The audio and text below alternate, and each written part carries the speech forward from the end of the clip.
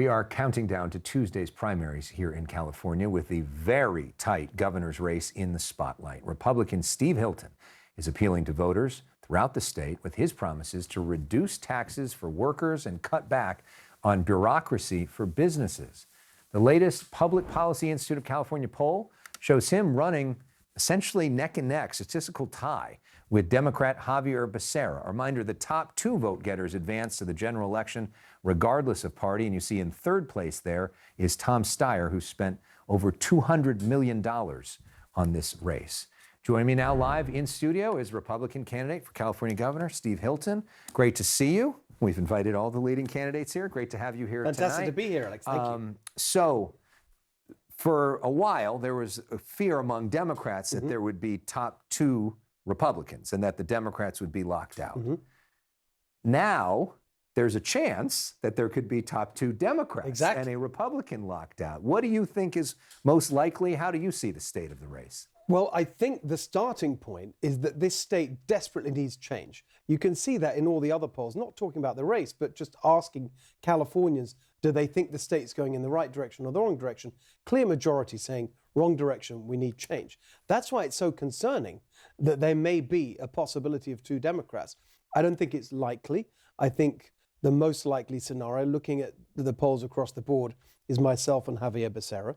But as you mentioned, Tom Steyer is moving up. He's got a lot of money to spend. And so I think it's incredibly important right now for everyone who wants change in California, not just Republicans, Democrats, independents, to understand that we've got to get the only change candidate with a realistic possibility of getting in the top two is me. And so any vote for another Republican, for another one of the 60 or so candidates on the ballot, really is a waste of this opportunity to bring change to California. So some of Javier Becerra's Democratic colleagues and opponents have accused him of being the candidate of status quo. And so he was here on our show last week, and I asked him about that criticism and asked him what he would do differently. Watch. What changes from a policy perspective? What's different with you than what we've seen over the last 4 years with Governor Newsom? We'll get things done. I think you're suggesting he hasn't? No, he's done quite a few things, but we'll get more things done, and we'll get them done a lot faster because the crisis is upon us. And it takes someone who's actually had to deal with crises to know how to get us out of them. So it was a multi-minute clip that you actually did an entire video responding to it piece by piece, but he never laid out a specific policy change. No. So I want to give you an opportunity to lay out, I'm going to say top three. Quickly, if you can give us top three policy changes that happen with you in charge. I'm going to give you the priorities, the mission. Cut your costs, help your business, fix your schools. Those are going to be the three key areas. Cut your costs starts with cutting taxes. It's the most direct way we can help people get more money in their pockets. We've got the highest cost of living in the country. So my tax plan starts with your first 100 grand tax-free. How do you make up that revenue? It's only, the revenue is about, depending on how you measure it, around $10 billion to make that happen. We just estimated that the total amount of fraud in California and waste and abuse of public money over the last 5 years is $425 billion. That's about $80 billion a year. There's plenty of money. Remember, they've doubled the budget in the last 10 years, and yet everything's worse. I'm sure we can find some savings there. That's the first point. First 100 grand tax-free. Vehicle registration drives Californians crazy. In most other states, it's $100 or less. Here in California, you're lucky if it's $600 or $700 to register your vehicle. Some people are paying over $1,000 for that. That we're going to cap at the flat basic registration rate of $71. There are $800 a year that small businesses have to pay just for existing. We're going to scrap that. These are things that are positive, practical things to make life more affordable for Californians. That's the first and most important thing, because we just got to give people some relief from these high costs. In terms of the role of the governor, Governor Newsom has seen that role as fighting back against Donald Trump, who is deeply unpopular to most Californians. And a lot of Californians have said they wanted somebody to fight back against him. And you saw how he responded to this idea of the anti-weaponization fund. Here's what Governor Newsom said.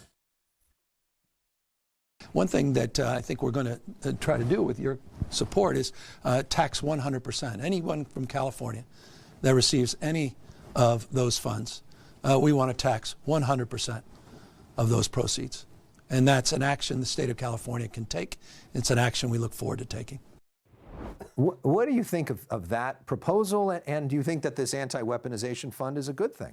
I think it's time we had a governor that actually focused on helping Californians. How does any of that help a single person in California? How does it help the small business owner who's just drowning in regulations?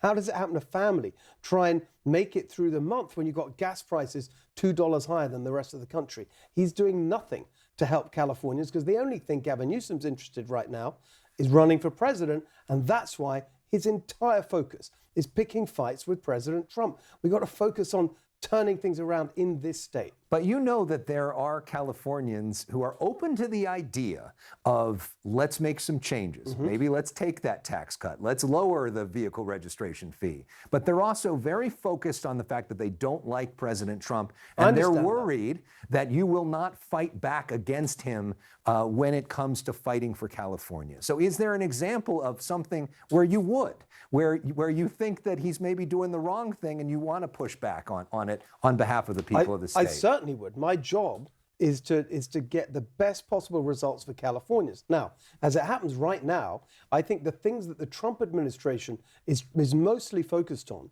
in terms of California are things I agree with, frankly. Opening up oil and gas production.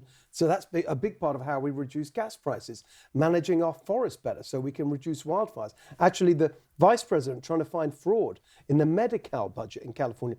These are things I agree with, but Gavin Newsom is fighting. So actually, I think having constructive cooperation is a good thing for Californians. If there are things I don't agree with, of course, I'll say so. Are there any examples of that? Well, not when it comes to California so far. I got to tell you. What about federal funding for the fires, which they haven't done so far? I mean, in the Palisades. Yeah. Yeah, but the main reason that that's not happening as we want it to happen is because of the incompetence of the government here in Los Angeles. I've got to say, I'm not a huge fan of this idea of taking away the customs and border protection from our airports so that international travelers will have to go to other states. I think we've got to make sure that California remains open for business and tourism in every way. So in the last hour, we had on Lanhee Chen, who knows and likes you and who is the best performing Republican in the state in many years.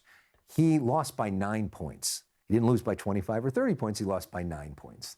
But where do you make up that other 9 or 10 points? How do you get there in a state where the numbers, the math is so tough? Well, excuse me, the most important number is what I touched on earlier. Mid to high 50%, sometimes as high as 60% of Californians think we need change. So my job is to show that that's a positive, practical change, that it's not ideological, everyone can get behind it. It is not particularly partisan. That's how I'm running this race. I think that when you look at Lanhee's race, he did a fantastic job last time, but we've had another 4 years since then of one-party rule. And I think a lot of people, even if they don't think of themselves as Republicans or never joined the Republican Party or anything like that, can agree that it's just not healthy to have one party running absolutely everything for as long as that. 16 years they've run both chambers in the legislature, every big city and every big county, all the statewide offices.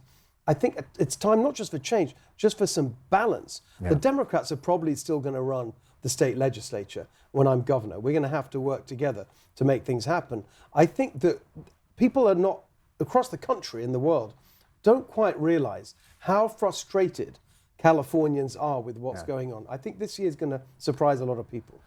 It's going to be interesting. The whole world is watching this race right now to lead the 4th largest economy in the world, which I know you want to make the 3rd largest economy. It's going to happen when we get rid of the regulations. And Steve Hilton, running to be the first Republican governor of California since Arnold Schwarzenegger. Great to see you. Great to see you. Thanks, Alex. And I know we've been talking since the first day of your campaign, and here we are, June 2nd, the last day to vote in the primary.